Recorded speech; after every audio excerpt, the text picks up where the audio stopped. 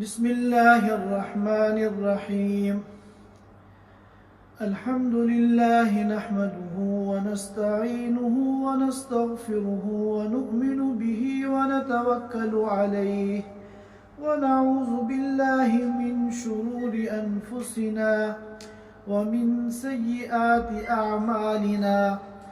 من يهده الله فلا مضل له ومن يضلله فلا هادي له، ونشهد أن لا إله إلا الله وحده لا شريك له، ونشهد أن سيدنا وحبيبنا ومولانا محمدا عبده ورسوله صلى الله تعالى عليه وعلى آله وأصحابه وبارك وسلم تسليما كثيرا كثيرا. أما بعد، فأعوذ بالله من الشيطان الرجيم. بسم الله الرحمن الرحيم.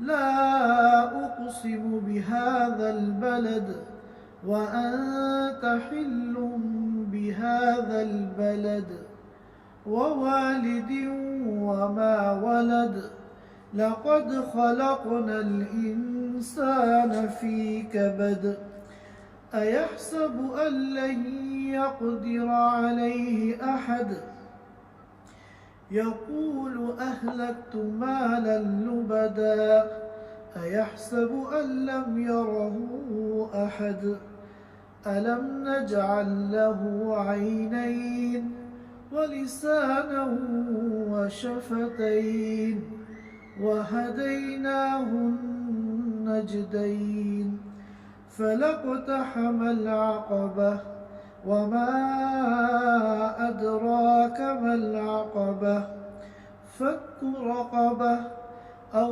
إطعام في يوم ذي مسغبة، يتيما ذا مقربة أو مسكينا ذا متربة، ثم كان من الذين آمنوا وتواصوا بالصبر وتواصوا بالمرحمة، أولئك أصحاب الميمنة، والذين كفروا بآياتنا هم أصحاب المشأمة، عليهم نار مؤصدة. صدق اللہ العظیم. حضرات سامعین کرام، میں نے آپ حضرات کے سامنے سورۃ البلد کی تلاوت کی ہے. یہ سورۃ البلد کے نام سے مشہور ہے، اور یہ نام اس کی پہلی آیت لا اقسم بہذا البلد سے ماخوذ ہے. اس سورۃ مبارکہ کے اندر کل 20 آیتیں ہیں. انشاءاللہ آج کی مجلس میں پہلی 10 آیتوں کی ہم تفسیر کو سننے کی اور سمجھنے کی کوشش کریں گے، اور آخری جو 10 آیتیں ہیں انشاءاللہ ان پر ہم اگلے جمعے میں گفتگو کریں گے. یہ سورت مکیہ ہے. مکہ مکرمہ کے قیام کے دوران رسول پاک صلی اللہ علیہ وسلم پر نازل ہوئی ہے. اس سورت کے تفسیری مضامین کو سمجھنے سے پہلے ایک مرتبہ ہم پوری سورت کا ترجمہ سن لیتے ہیں. اللہ تعالیٰ فرماتے ہیں لا اقسم بہذا البلد، قسم کھاتا ہوں میں اس شہر مکہ کی. لا اقسم میں جو یہ لا ہے یہ لا زائدہ ہے، اس کا ترجمے سے کوئی تعلق نہیں ہے، اس لیے ہم ترجمہ کریں گے لا اقسم بہذا البلد، قسم کھاتا ہوں میں اس شہر کی یعنی شہر مکہ کی. وَأَنْتَ حِلٌّ بِهَذَا الْبَلَدِ، جبکہ آپ مقیم ہیں اس شہر کے اندر۔ حلن کا ترجمہ میں نے کیا ہے مقیم۔ یہاں دو ترجمے مقیم کے اور بھی ہیں جن کو انشاءاللہ ہم تفسیر کے دوران سمجھیں گے۔ وَوَالِدٍ وَمَا وَلَدٍ، اور میں قسم کھاتا ہوں والد کی اور مولود کی یعنی اولاد کی۔ قسم کھاتا ہوں میں باپ کی اور اولاد کی۔ ان قسموں کو کھانے کے بعد اب اللہ تعالیٰ اصل مضمون کو بیان کر رہے ہیں، جن کو ہم اصطلاح میں جواب قسم بھی کہتے ہیں اور مقسم علیہ بھی کہتے ہیں۔ لَقَدْ خَلَقْنَا الْإِنسَانَ فِي كَبَدٍ، یقیناً ہم نے انسان کو پیدا کیا ہے مشقت میں۔ أَيَحْسَبُ أَن لَّن يَقْدِرَ عَلَيْهِ أَحَدٌ، کیا انسان یہ سمجھتا ہے کہ ہرگز اس پر کوئی قابو نہیں پا سکتا؟ یقول اہلکت مالا لبدا، اور وہ انسان کہتا ہے اہلکت مالا لبدا کہ میں نے بہت سا مال خرچ کیا۔ ایحسب ان لم یرہ احد، کیا وہ یہ سمجھتا ہے کہ اس کو کوئی دیکھ نہیں رہا ہے؟ الم نجعل لہ عینین، کیا ہم نے اس انسان کے لیے دو آنکھیں نہیں بنائیں؟ وَلِسَانًا وَشَفَتَيْن، اور ایک زبان اور دو ہونٹ نہیں بنائے؟ وَهَدَيْنَاهُ النَّجْدَيْنِ، اور ہم نے اس کو دونوں راستوں کی یعنی خیر کا راستہ اور شر کا راستہ، ان دونوں راستوں کی رہنمائی نہیں کی؟ فَلَقْتَحَمَ الْعَقَبَةَ، پھر بھی یہ انسان گھاٹی میں نہیں گھسا۔ وَمَا أَدْرَاكَ مَا الْعَقَبَةُ، اے نبی آپ کو کیا معلوم کہ گھاٹی کیا ہے؟ گھاٹی سے کیا مراد ہے؟ فَكُّ رَقَبَةٍ، غلام کو آزاد کرنا، او اطعام فی یوم ذی مسغبہ، یا ایسے دن میں جو بھوک والا دن ہے، کھانا کھلانا، اطعام کھانا کھلانا، فی یوم ایسے دن میں، ذی مسغبہ جو کہ بھوک اور فاقے والا دن ہے۔ کس کو؟ یتیمن ذا مقربہ، ایسے یتیم کو جو کہ رشتہ دار ہے۔ او مسکینن ذا متربہ، یا ایسے مسکین کو جو خاک آلود ہے۔ متربہ یہ بنا ہے تراب سے، اور تراب کے معنی آپ جانتے ہیں مٹی کے ہیں۔ تو جو مسکین بھوک اور فاقے کی وجہ سے زمین پہ لوٹ رہا ہے اور خاک آلود ہو گیا ہے، اس کے جسم پر مٹی لگی ہوئی ہے، اس کو کھانا کھلانا ہے۔ ثم کان من الذین آمنوا، پھر یہ انسان ان لوگوں میں سے نہیں بنا جو اللہ پر ایمان لائے، وتواصوا بالصبر، اور جنہوں نے ایک دوسرے کو صبر کی یعنی دین پر ثابت قدم رہنے کی نصیحت کی، تاکید کی، ترغیب دی۔ وَتَوَاصَوْا بِالْمَرْحَمَةِ، اور ایک دوسرے کو رحم کی ترغیب دی، تاکید کی۔ اولئک اصحاب المیمنہ، حالانکہ یہی دائیں ہاتھ والے ہیں، یعنی جو اللہ پر ایمان لاتے ہیں اور دعوت کا کام کرتے ہیں، صبر کی، ایک دوسرے کو دعوت دیتے ہیں، رحم کی، ایک دوسرے کو دعوت دیتے ہیں، یہ دائیں ہاتھ والے ہیں، یعنی قیامت کے دن ان کا نامہ اعمال ان کو دائیں ہاتھ میں دیا جائے گا۔ والذین کفروا بآیاتنا، اور وہ لوگ جنہوں نے ہماری آیتوں کا انکار کیا، اولئک اصحاب المشأمہ، یہ لوگ بائیں ہاتھ والے ہیں، یعنی قیامت کے دن ان کا نامہ اعمال بائیں ہاتھ میں، لیفٹ ہینڈ میں دیا جائے گا۔ علیہم نار مؤصدہ، اور ان کے اوپر ایسی آگ ہوگی جس کو اوپر سے بند کر دیا جائے گا۔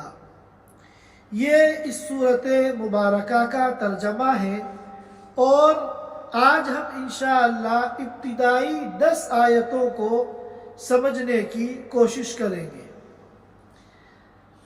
اللہ تعالیٰ نے اس صورت مبارکہ میں پہلی 3 آیتوں میں قسمیں کھائی ہیں۔ چنانچہ سب سے پہلے قسم کھائی لا اقسم بہذا البلد۔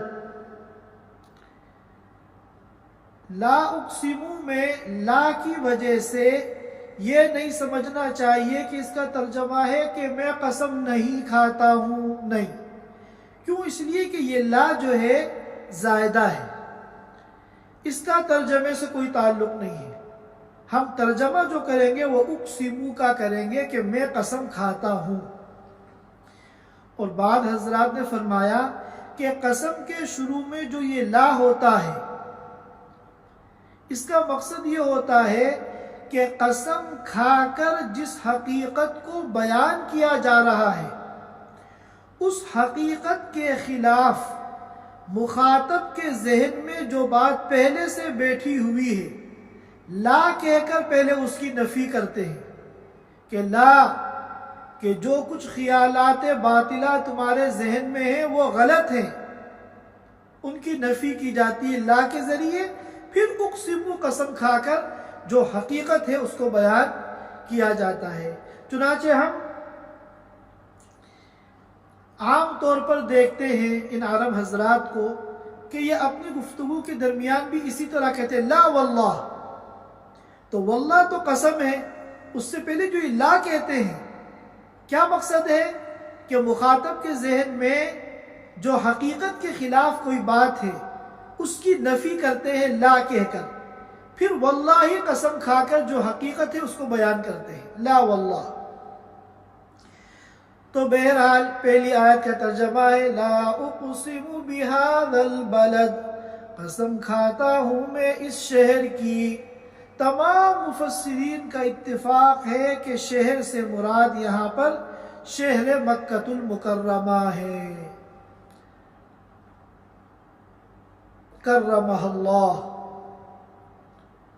جس کو قرآن میں کہیں البلد الحرام کہا گیا ہے، حرمت والا قابل احترام شہر، اور کہیں بلد امین کہا گیا ہے، امن والا شہر۔ چنانچہ والتین والزیتون وطور سینین وہذا البلد الامین، وہاں بلد امین کہہ کر قسم کھائی گئی ہے۔ وَأَنْتَ حِلٌّ بِهَذَا الْبَلَدِ، یہ واو جو ہے حالیہ ہے، قسم ہے اس شہر مکہ المکرمہ کی۔ وَأَنْتَ واو حالیہ ہے جبکہ آپ مقیم ہو اس شہر کے اندر۔ ظاہر ہے کہ مکہ المکرمہ ایسا شہر ہے جس کے اپنی ایک فضیلت ہے، اپنا ایک مقام اور مرتبہ ہے، اور جب اللہ کے رسول نبی آخر الزمان سید الاولین والآخرین خاتم الانبیاء والمرسلین اس میں موجود ہو، اس شہر کے اندر مقیم ہو، تو اس کی عظمت دوبالا ہو جاتی ہے۔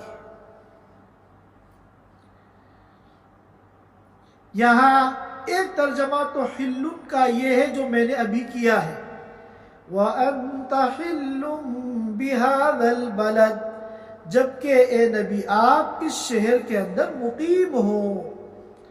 یہاں 2 ترجمے اور 2 مفہوم اور بھی ہیں جو مفسرین کرام نے بیان کیے ہیں۔ اصل میں حل یہ کس سے ماخوذ ہے؟ حل یحل حلولا بھی آتا ہے، اور حل یحل حلتا بھی آتا ہے۔ اگر حلول سے ہم ماخوذ مانیں گے تب تو ترجمہ یہی ہوگا جو میں نے ابھی کیا ہے کہ جبکہ آپ اس شہر میں مقیم ہو. اور اگر اس کو ہم ماخوذ مانیں گے حلت سے تو حلت کے معنی آتے ہیں حلال ہونا. ایسی صورت میں ترجمہ تو کیا ہوگا؟ وَأَنْتَ حِلٌّ بِهَذَا الْبَلَدِ، جبکہ اے نبی آپ حلال ہوں اس شہر کے اندر. اب حلال ہونے کا کیا مطلب ہے؟ اس میں دو احتمال ہیں. ایک مطلب تو یہ ہے کہ مشرکین مکہ نے ہر قسم کی ایذا رسانی کو آپ کے حق میں حلال سمجھ رکھا تھا. انسان جب کسی کو تکلیف دیتا ہے، کسی کو ٹارچر کرتا ہے، کسی پہ ظلم کرتا ہے تو ہر چیز کے حدود ہوتے ہیں. کچھ انسانی حدود ہوتے ہیں، کچھ اخلاقی قدریں ہوتی ہیں. لیکن اللہ کے رسول صلی اللہ علیہ وسلم کو اذیت دینے میں وہ تمام حدود کو پار کر چکے تھے اور تمام اخلاقی قدروں کو پامال کر چکے تھے، اور ہر طریقے سے آپ کو اذیت دینا وہ حلال سمجھتے تھے. ایک تو مفہوم یہ ہوا حلال کا، اور دوسرا مفہوم حلال کا یہ ہوا کہ جب کہ آپ حلال ہیں اس شہر کے اندر، کیا مطلب؟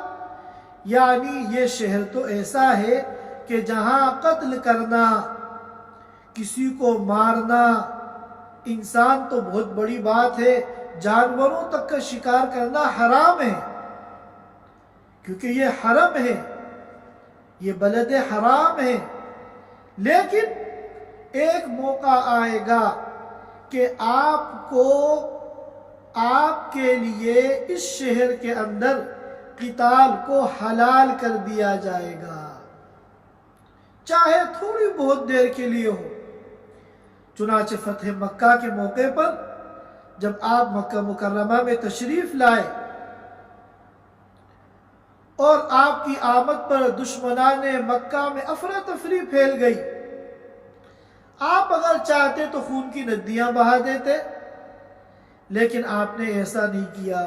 بلکہ وہ ایک صحابی جو نعرہ لگا رہے تھے الیوم یوم الملحمہ، آج گوشت کاٹنے کا دن ہے، آج خون بہانے کا دن ہے، تو رحمت للعالمین رسول اللہ صلی اللہ علیہ وسلم نے ان کے اس اعلان کی اصلاح کی اور کہا یہ مت کہو الیوم یوم الملحمہ، بلکہ یہ کہو الیوم یوم المرحمہ، آج تو رحم کا دن ہے. چنانچہ آپ نے یہ کر کے دکھایا، ایک عام معافی کا اعلان کیا، بڑے بڑے دشمنوں کو آپ نے معاف کر دیا جو آپ کے قدموں میں آ کر گر گئے. لیکن اس دن ایک دن کے لیے اس شہر حرام میں مکہ المکرمہ میں آپ کو اللہ کی طرف سے قتل کی اجازت دی گئی تھی. آپ کے لیے قتل کرنا حلال ہو گیا تھا.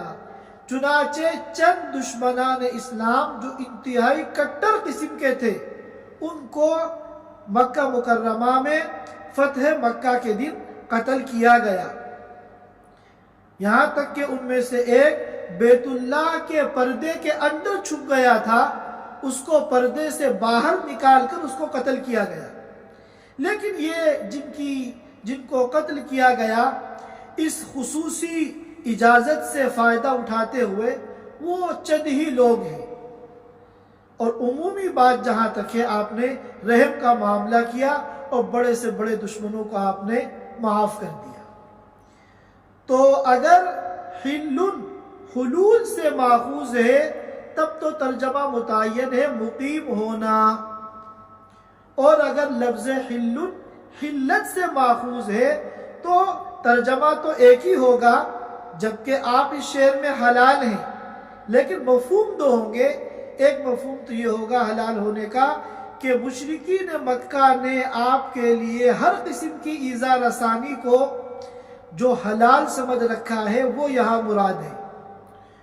اور دوسرا مفہوم یہ ہوگا کہ ایک دن ایسا آئے گا کہ اس شہر حرام میں آپ کے لیے قتل کو حلال کر دیا جائے گا، ایک دن کے لیے، تھوڑی بہت دیر کے لیے، بعد میں وہ حرمت پھر واپس آ جائے گی، پھر کسی کے لیے قتل کی اجازت نہیں ہوگی۔ اور مشرکین مکہ اس حرمت کا اتنا اہتمام کرتے تھے کہ اگر حرم کے حدود میں کسی کو اپنے باپ کا قاتل بھی نظر آ جاتا تھا تو وہ اس کو قتل نہیں کرتے تھے، اس کو ہاتھ نہیں لگاتے تھے۔ بہرکیف تیسری آیت ہے وَوَالِدٍ وَمَا وَلَدٍ، اور قسم ہے باپ کی، والد یعنی باپ، وَمَا وَلَدَا، اور جن کو اس نے جنا۔ جنتی تو ماں ہے، مجازت نسبت باپ کی طرف کی گئی ہے کیونکہ وہ ذریعہ بنتا ہے، اور مراد یہاں پر ہے اولاد۔ اب سوال یہ ہے کہ باپ سے کیا مراد ہے، اولاد سے کیا مراد ہے؟ تو اس سلسلے میں مفسرین نے 4 قول نقل کیے ہیں۔ ایک قول تو یہ ہے کہ والد سے مراد، باپ سے مراد آدم علیہ السلام ہے، اور اولاد سے مراد ان کی ذریت ہے، بنو آدم ہے، تمام انسان ہیں۔ دوسرا قول یہ ہے کہ باپ سے مراد ابراہیم علیہ السلام ہے، اور اولاد سے مراد ان کی ذریت اور ان کی اولاد ہے۔ اور تیسرا قول یہ ہے کہ باپ سے مراد اسماعیل علیہ السلام ہے، اور اولاد سے مراد ان کی جو ذریت ہے بنو اسماعیل، جن میں قریش کا خاندان آتا ہے، وہ مراد ہے۔ اور چوتھا اور آخری قول یہ ہے کہ باپ سے مراد دنیا کا ہر باپ ہے، اور اولاد سے مراد اس کی اولاد ہے۔ پوری دنیا میں جتنے بھی انسان صاحب اولاد ہیں وہ یہاں مراد ہیں، وہ اور ان کی اولاد یہاں مراد ہیں۔ لَقَدْ خَلَقْنَا، یہ 3 قسمیں کھانے کے بعد 3 آیتوں میں 3 قسمیں کھائی۔ پہلی آیت میں مکہ مکرمہ کی قسم کھائی، اور تیسری آیت میں باپ کی اور اولاد کی قسم کھائی۔ تو کل 3 قسمیں کھا کر اللہ تعالیٰ جو اصل مضمون بیان فرما رہے ہیں وہ کیا ہے؟ لَقَدْ خَلَقْنَا الْإِنسَانَ فِي كَبَدٍ، ہم نے انسان کو پیدا کیا ہے مشقت میں، تکلیف میں، پریشانی میں۔ یعنی جب اللہ نے کسی بھی انسان کو پیدا کیا ہے تو پیدا ہونے سے لے کر قبر کے گڑھے میں جانے تک اس کی پوری زندگی جو ہے مشقتوں سے گھری ہوئی ہے، پریشانیوں سے گھری ہوئی ہے۔ کوئی بڑا سے بڑا سورما اور مائی کا لال یہ دعویٰ نہیں کر سکتا کہ میری زندگی میں کوئی مشقت نہیں ہے، پریشانی نہیں ہے۔ یہ قاعدہ کلیہ ہے، اس سے کوئی انسان کا فرد مستثنا نہیں ہے۔ یہ لا ہے، یہ قانون ہے، یہ قانون فطرت ہے کہ دنیا کی زندگی جو ہے وہ مشقتوں سے بھری ہوئی ہے۔ کسی کو جسمانی مشقتیں ہیں، کسی کو ذہنی مشقتیں ہیں، کسی کو فکری مشقتیں ہیں، کسی کو کھانے پینے کے لیے مشقت اٹھانی پڑ رہی ہے، تو کسی کو ذہنی مشقتیں اٹھانی پڑ رہی ہیں۔ دنیا میں کتنا بڑا کوئی مالدار ہو اور کتنا بڑا وہ بادشاہ ہو، کسی نہ کسی قسم کی مشقتیں اس کی زندگی میں، اس کی لائف میں ضرور آئیں گی۔ انسان جب پیدا ہوتا ہے کتنی مشقتوں سے وجود میں آتا ہے، پھر اس کا بچپنا آئے دن بیمار ہے، اسپتالوں کے چکر لگ رہے ہیں، پوری پوری رات رو رہا ہے، ماں باپ کو اس کے ساتھ جاگنا پڑ رہا ہے، بڑا مشقتوں کے ساتھ یہ وقت گزرتا ہے۔ پھر وہ کچھ بڑا ہوتا ہے 4-5-6 سال کا، تو اب اس کی تعلیم کی فکریں شروع ہو جاتی ہیں، اب اس کی ایڈمیشن کی فکریں اور پریشانیاں شروع ہو جاتی ہیں۔ بڑی مشقتوں سے دوڑ دھوپ کر کے کسی اچھے اسکول میں داخل کرایا جاتا ہے۔ پھر جب اس کی تعلیم شروع ہوتی ہے تو اب روزانہ اس کا جو واجبات ہیں، ہوم ورک ہیں، ان کو لے کے ماں باپ پریشان رہتے ہیں۔ اور پھر وہ تعلیم کا سلسلہ ختم ہوتا ہے تو اس کی شادی کی فکر ہے، اس کے مستقبل کی فکر ہے، اس کی ملازمت کی فکر ہے، اس کے لیے جد و جہد کرنی پڑتی ہے، دوڑ دھوپ کرنی پڑتی ہے، مشقتیں اٹھانی پڑتی ہیں۔ پھر جب وہ اور عمر زیادہ ہوتی ہے انسان کی تو وہ بوڑھا ہو جاتا ہے، اور بڑھاپا تو نام ہی بیماریوں کا ہے، عوارض کا ہے، آئے دن تکلیفیں ہیں، مستشفیٰ کے چکر لگ رہے ہیں، خون کا ٹیسٹ ہو رہا ہے اور یورین کا ٹیسٹ ہو رہا ہے، اس کی رپورٹیں آ رہی ہیں، رپورٹوں پہ ڈسکس ہو رہا ہے، دوائیں تجویز ہو رہی ہیں، صیدلیہ سے جا کے دوائیں خرید رہے ہیں، ان کو کھا رہے ہیں۔ کچھ دوا فائدہ کر رہی ہیں، کچھ دوا نقصان پہنچا رہی ہیں، ان دواؤں کو تبدیل کیا جا رہا ہے۔ انہی مشقتوں کے ساتھ پھر ایک دن آتا ہے کہ وہ اس دنیا سے چلا جاتا ہے۔ اور جو بڑے بڑے مالدار ہیں ان کے اپنے مالوں کی تحفظ، مال کمانے کی مشقت، ان کی حفاظت کی مشقت، ان مال کو آگے بڑھانے کی مشقت، یہاں تک کہ دنیا کا جو سب سے بڑا مالدار انسان آپ اس کے پاس پہنچ جائیے، کتنی ٹینشن ہے اس کو، کتنی پریشانیاں ہیں اس کو، راتوں کو نیند نہیں آتی، اس کے پاس اپنے بیوی بچوں کو ٹائم دینے کے لیے جو ہے ٹائم نہیں ہے، وقت نہیں ہے، فرصت نہیں ہے۔ تو انسان، کوئی بھی انسان اس قانون فطرت سے مستثنا نہیں ہے۔ لَقَدْ خَلَقْنَا الْإِنسَانَ فِي كَبَدٍ، ہم نے انسان کو جو پیدا کیا ہے وہ مشقت میں، تکلیف میں، پریشانی میں پیدا کیا ہے۔ اب جب یہ بات طے ہو گئی کہ دنیا کا کتنا بڑا سے بڑا خوشحال انسان ہو، وہ یہ دعویٰ نہیں کر سکتا کہ میری زندگی میں کوئی مشقت نہیں آئی۔ ہاں، کسی کی مشقتیں زیادہ ہیں، کسی کی مشقتیں کم ہیں، کسی کی مشقتیں جو ہے مال کی لائن سے ہیں، پیٹ کی لائن سے ہیں، کسی کی مشقتیں ذہنی ہیں، قسمیں مختلف ہیں، لیکن مشقت سے مستثنا کسی کی زندگی نہیں ہے 100%۔ تو اب جب آپ کی زندگی مشقتوں سے بھری ہوئی ہے تو اس کا مطلب یہ ہے کہ آپ اپنی زندگی کے اندر جو ہے وہ مختار کل نہیں ہے۔ سب کچھ آپ کی زندگی میں آپ کی منشا کے مطابق نہیں ہوتا، بلکہ کوئی اور طاقت ہے جو ریموٹ کنٹرول کی طرح آپ کی زندگی کو چلا رہی ہے۔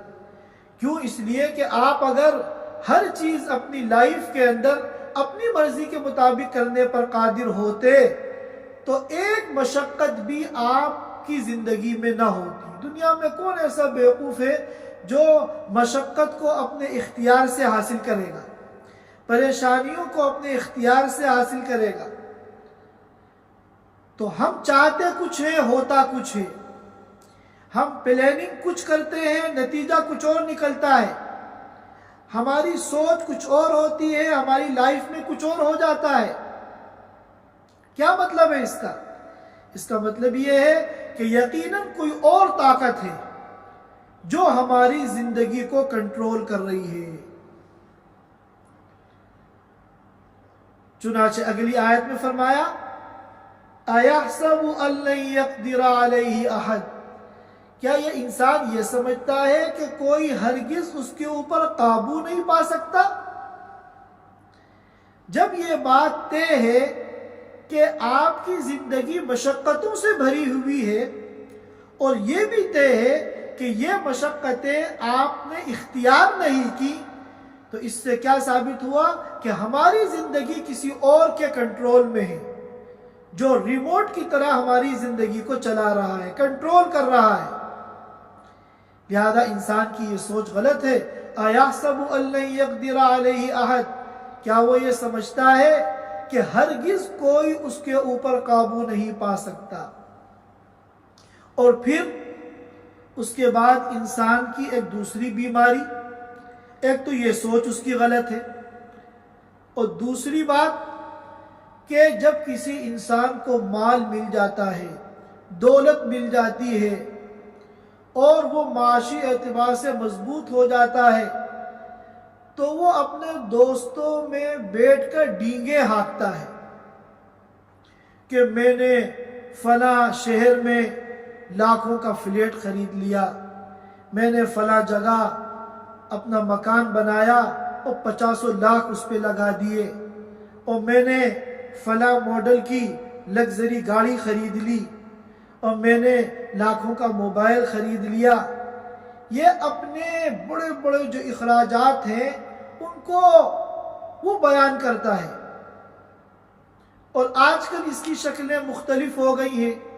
لوگ فیس بک پہ اور دوسرے جو یہ وسائل اعلام ہیں، وسائل اعلام ہیں، ان میں اپنی چیزوں کی شوبازی کرتے ہیں، اور کیا کہتے ہیں؟ یقول اہلکت مالا لبدا، انسان کیا کہتا ہے کہ میں نے بہت زیادہ مال خرچ کیا، کروڑوں کی پراپرٹی بنائی، مہنگی سے مہنگی گاڑیاں خریدی، اعلیٰ سے اعلیٰ قسم کے موبائل خریدے، بہترین سے بہترین فرنیچر سے اپنے گھر کو میں نے ڈیکوریٹ کیا۔ یقول اہلکت، خرچ کیا میں نے، مالا لبدا، بہت سا مال۔ لیکن اَيَحْسَبُ أَن لَّمْ يَرَهُ أَحَدٌ، کیا وہ یہ سمجھتا ہے کہ اس کو کوئی دیکھ نہیں رہا ہے؟ اگر وہ یہ سوچ لے کہ دینے والا اس کو دیکھ رہا ہے یا ڈینگے ہانکتے ہوئے، تو اس کی یہ بولتی بند ہو جائے۔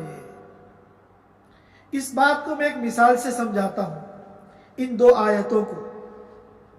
دیکھیے، دنیا میں ایک آدمی ہے جو بڑا غریب ہے، پھکڑ ہے، پھٹے پرانے کپڑے پہنتا ہے، کچھ بھی اس کے پاس نہیں ہے، لیکن اللہ کا کرنا ایسا ہوا کہ ایک بڑے سیٹھ صاحب ہیں، ارب پتی، کھرب پتی، ان کو اس کے اوپر رحم آ گیا، انہوں نے کروڑوں روپے اس کو دے دیے اور کہا مزے کرو، عیش کرو۔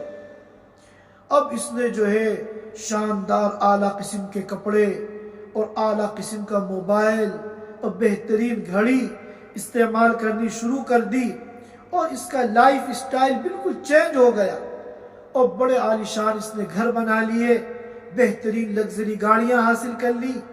اب یہ اپنے دوستوں کے درمیان بیٹھ کر ڈینگے ہانک رہا ہے کہ میں نے اتنے لاکھ کی۔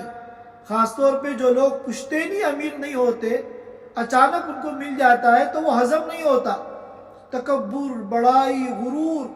یقول اہلکت مالا لبدا، کیا کہتا ہے دوستوں میں بیٹھ کے، میں نے بڑا مال خرچ کیا ہے، 50 لاکھ کا وہاں فلیٹ لیا ہے، اور 20 لاکھ کی میں نے فلاں گاڑی لی ہے، اور اتنے لاکھ کا میں نے موبائل لیا ہے۔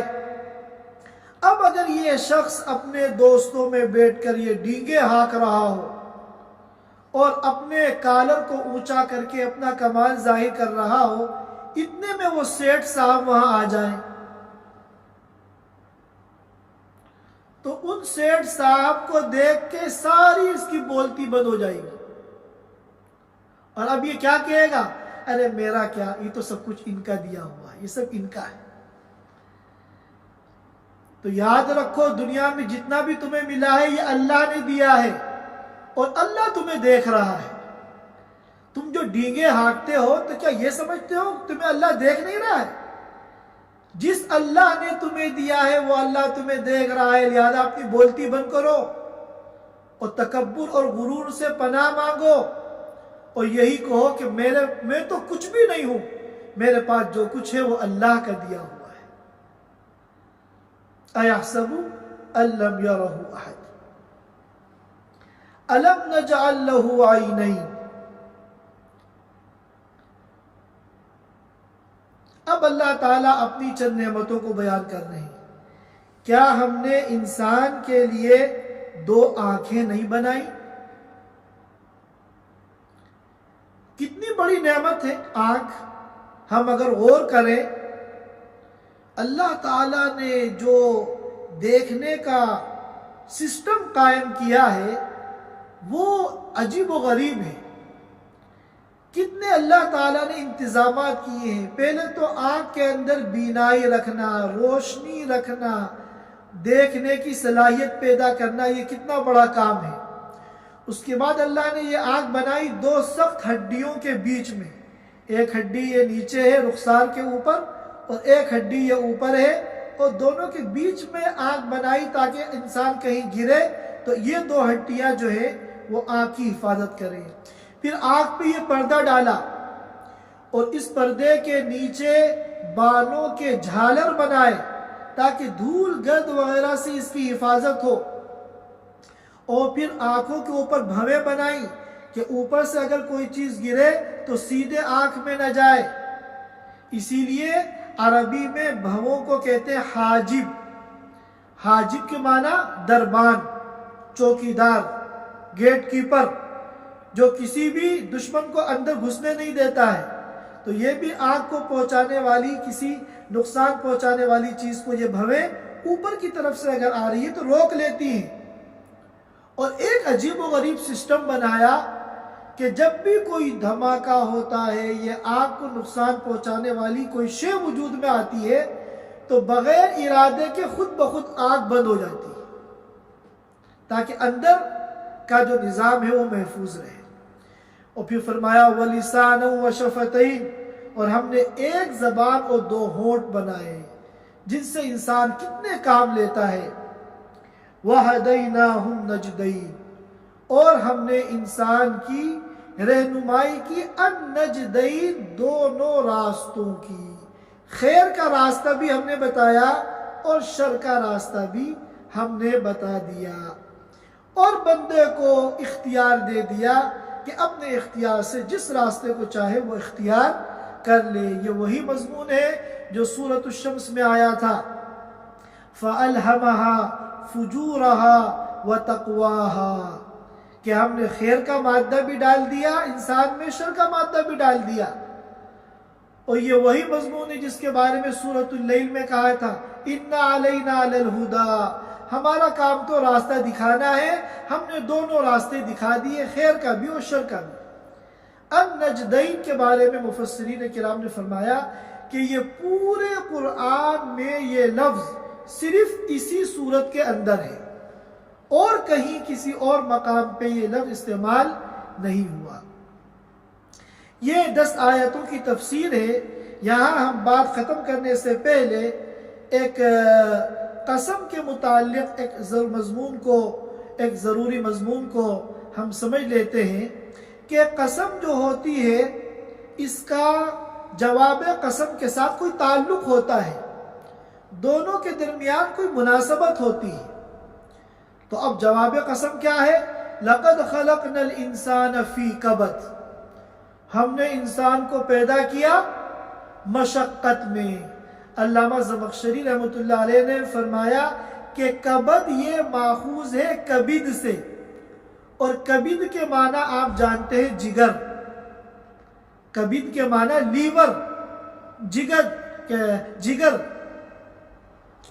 اور جگر یہ پورے انسان کے جسم کے اندر ایسا عضو ہے جس کا تعلق مشقت سے ہے. یہی وجہ ہے کہ ایسا دوست جو مشقت کے وقت کام آتا ہے اسے کیا کہتے ہیں کہ جگری دوست ہے. اسی لیے جب کسی ادارے کو ترقی دینے کے لیے کوئی مشقت اٹھاتا ہے، قربانیاں دیتا ہے، تو ہم اردو میں کیا کہتے ہیں کہ فلاں نے فلاں ادارے کے لیے خون جگر کا نذرانہ پیش کیا. تو اسی کبد سے یہ ماخوذ ہے کبد یعنی مشقت. تو چونکہ قسم کے اندر مشقت کا تذکرہ ہے، اس لیے جو اس جواب قسم کے اندر مشقت کا تذکرہ ہے، اس لیے قسم کے اندر بھی یہ چیز موجود ہے۔ چنانچہ سب سے پہلے قسم کھائی تھی مکہ مکرمہ کی، اور مکہ مکرمہ کی جو زندگی تھی بڑی مشقت والی تھی۔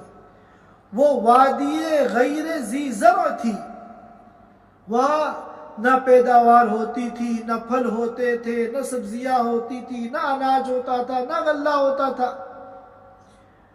وہ تو حج اور عمرے والے، زیارت کرنے والے دور دراز سے لوگ آتے تھے، جس کی وجہ سے ان کے لیے معیشت کچھ آسان ہو گئی تھی۔ اور پھر آپ کے وجود کو بیان کیا مکے میں، وَأَنْتَ حِلٌّ بِهَذَا الْبَلَدِ، اور آپ کا جو مکے میں قیام ہے یہ بھی مشقتوں سے بھرا ہوا ہے، تکلیفوں سے بھرا ہوا ہے، پریشانیوں سے بھرا ہوا ہے۔ اور پھر فرمایا تھا وَوَالِدٍ وَمَا وَلَدٍ۔ دیکھیے جب والد اولاد کے سلسلے میں کتنی مشقتیں اٹھاتا ہے، جس کی میں نے تفصیل بتائی کہ کتنی مشقتوں سے پیدائش ہوتی ہے، کتنے مرحلے مشقت آمیز اور تکلیف دہ آتے ہیں، تب اولاد وجود میں آتی ہے۔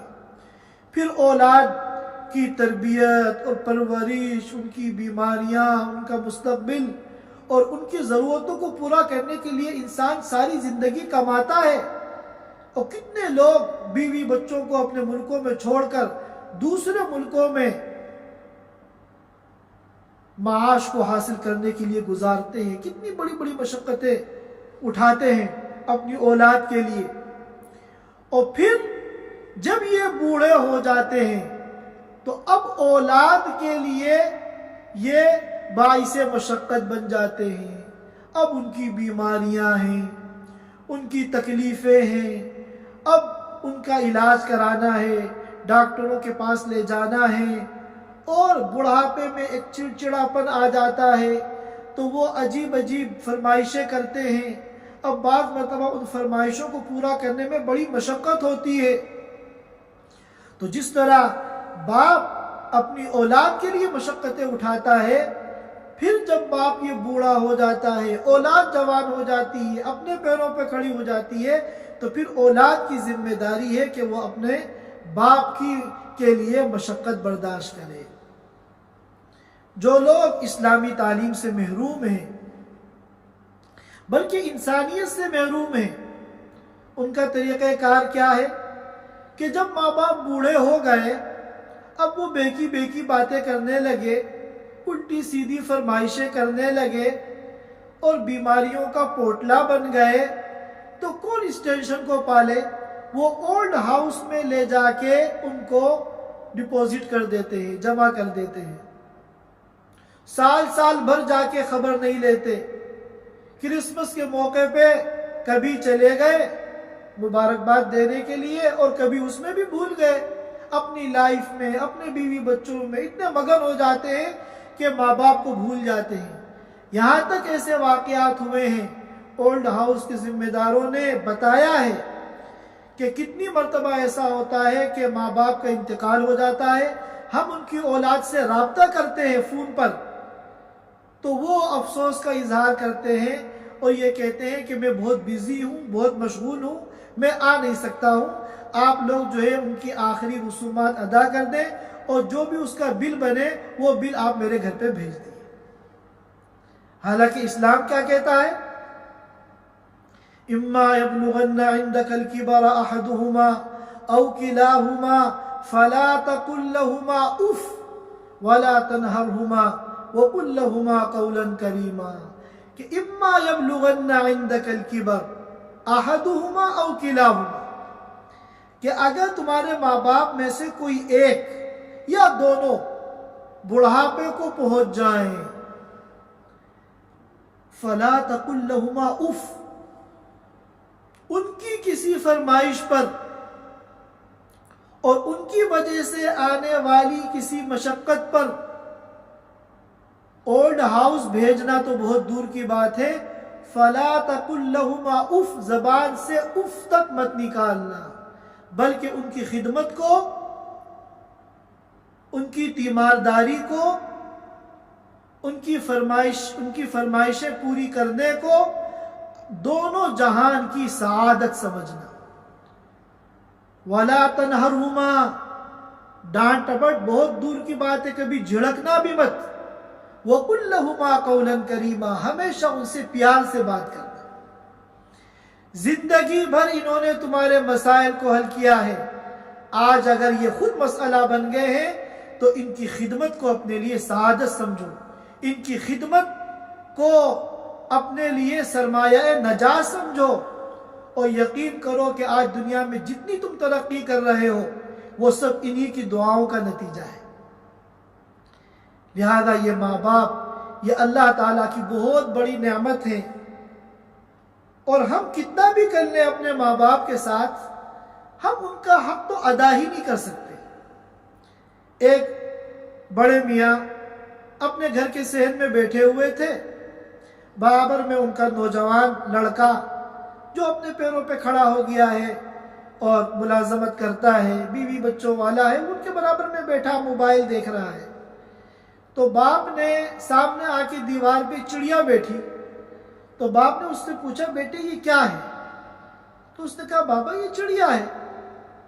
تھوڑی دیر کے بعد انہوں نے پھر پوچھا کہ بیٹا یہ کیا ہے؟ اس نے کہا بابا یہ چڑیا ہے، بھی بتایا آپ کو میں نے۔ تیسری مرتبہ تھوڑی دیر میں پھر پوچھا کہ بیٹا یہ کیا ہے؟ تو وہ جھنجھلا گیا، کہنے کہ آپ کو کیا ہو گیا ہے؟ آپ سٹیا گئے ہیں، میں 3 مرتبہ آپ کو بتا چکا ہوں یہ چڑیا ہے، آپ کی بات سمجھ میں کیوں نہیں آ رہی؟ تو اس پہ باپ نے کہا کہ بیٹے اپنی وہ ڈائری لے کر آئے پرانی، کہ اب سے 40 سال پہلے اسی جگہ میں بیٹھا ہوا تھا، اور تم جو ہے 3-4 سال کے میرے برابر میں بیٹھے ہوئے تھے، اور اسی جگہ سامنے ایک چڑیا آ کر بیٹھی تھی، اور تم نے 25 مرتبہ گن کر مجھ سے پوچھا تھا یہ کیا ہے، اور ہر مرتبہ میں نے اسی پیار سے تم کو جواب دیا تھا کہ بیٹا یہ چڑیا ہے، کہ جس پیار سے میں نے پہلی مرتبہ جواب دیا تھا۔ اسی طرح ایک ماں لڑکے کو پالا پوسا بڑا کیا، جب وہ اپنے پیروں پہ کھڑا ہو گیا، شادی ہو گئی، تو ساس اور بہو کے جھگڑے مشہور ہیں۔ اس میں بڑی ذمہ داری بنتی ہے انسان کی کہ کسی کی وجہ سے کسی کی حق تلفی نہ ہو، کسی پہ ظلم نہ ہو، بڑی حکمت کے ساتھ دونوں کو لے کے چلنا ہوتا ہے۔ اب اگر کہیں بیوی سے محبت زیادہ ہے اور وہ تیز قسم کی ہے تو وہ اپنی ساس سے بدگمانی پیدا کرتی ہے، آئے دن دونوں میں لڑائی ہوتی ہے، ماں تو اتنا بول نہیں پاتی، لیکن بیوی جو ہے رو رو کے جب داستان سناتی ہے تو ماں کی تعلق سے وہ بدگمان ہو جاتا ہے۔ اسی طرح ایک موقع پر جب اس نے بدگمان کیا تو غصے میں یہ لڑکا ماں کے پاس آیا اور کہا کہ اب میں پریشان ہو چکا ہوں آپ سے، اور اب آپ جو ہے میرے گھر سے نکل جائیے، اور جہاں تک آپ نے اب تک میرے اوپر خرچہ کیا ہے، آپ کے جو حقوق ہیں وہ میں دینے کے لیے تیار ہوں۔ تو اس نے سوچا کہ پوری زندگی میں 4-5 لاکھ روپے انہوں نے خرچ کیے ہوں گے میرے اوپر، 10 لاکھ روپے خرچ کر لیے ہوں گے، اور لاکھوں کی میری تنخواہ ہے، میں آرام سے ان کا سارا حق ادا کر دوں گا اور پھر ان سے میرا پیچھا چھوٹ جائے گا۔ چنانچہ ماں نے کہا بہت اچھی بات ہے، جتنا میں نے تمہارے ساتھ کیا ہے تم وہ سب حقوق میرے ادا کر دو، میں یہاں سے چلی جاؤں گی۔ بات ختم ہو گئی۔ رات میں جو ہے جب وہ اپنے بستر پہ لیٹنے کے لیے گیا تو ماں نے اس کے آنے سے پہلے بستر پہ جو ہے پانی ڈال دیا۔ اب جیسے وہ آ کے لیٹا تو اس کا جسم اور اس کی بنیان سب گیلی ہو گئی۔ اب کوئی تیسرا تو تھا نہیں، سمجھ گیا کہ ماں نے ڈالا ہے پانی۔ وہ غصے میں آیا کہ آپ نے کیا حرکت کی؟ تو انہوں نے کہا تم تو ابھی سے پریشان ہو گئے، جب تم چھوٹے تھے تو 50 مرتبہ تم نے میرے بستر پہ پیشاب کیا، یہ تو پانی ہے، اور میں نے بغیر تمہیں ڈانٹے پیار کے ساتھ ان بستروں کو سردی میں گرمی میں پاک کر کے دھو کے سکھا کے استعمال کیا ہے، تو ابھی تو میں نے پہلی مرتبہ پانی ڈالا ہے، تمہاری حالت اتنی خراب کیوں ہو گئی؟ تو معلوم ہوا کہ ماں باپ ایسی چیز ہیں جن کا کبھی حق ادا نہیں ہو سکتا، لہٰذا جتنی زیادہ سے زیادہ ہو سکے ہم ان کی خدمت کریں، ان کو خوش رکھنے کی کوشش کریں، ان کی فرمائشیں جو ہمیں بچکانہ نظر آئیں ہم ان کو نظر انداز نہ کریں، ہم ان کی ایک ایک خواہش کو، ایک ایک فرمائش کو ہم پورا کریں، کیونکہ یاد رکھیے آج بھی آپ جو کچھ حاصل کر رہے ہیں وہ ان کی دعاؤں کا نتیجہ ہے۔ اللہ تعالی ہم سب کو کہنے سننے سے زیادہ عمل کی توفیق عطا فرمائے۔ وآخر دعوانا الحمدللہ۔ Thanks for watching. Don't forget to like, comment, share and subscribe to Al Wahid channel.